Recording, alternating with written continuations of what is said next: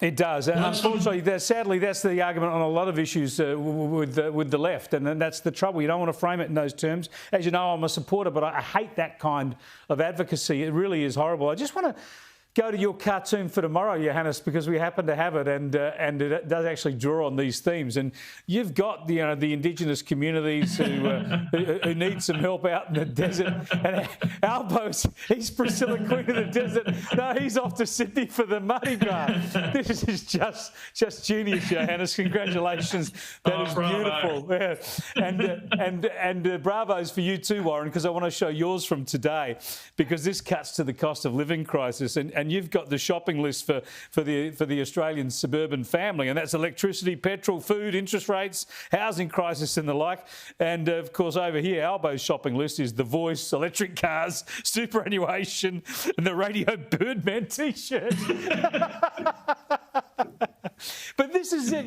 You must be right on to this, Warren. Cost of living is everything. People are getting hit left, right and centre.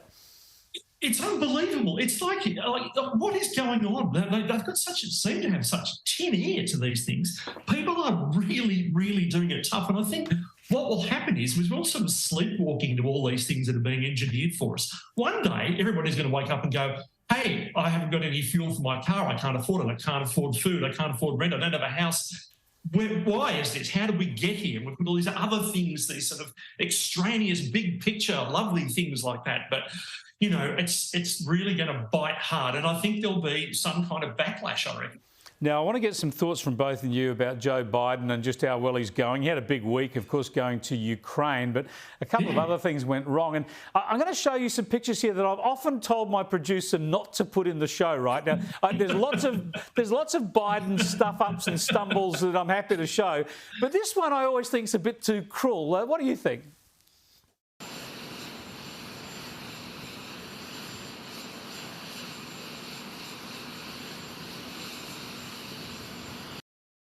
I know we've seen that so many times. I just feel it's so cruel. But we know it tells an important story. But the reason I show it again was, well, the thing is, it happened again. Here's Joe Biden this week.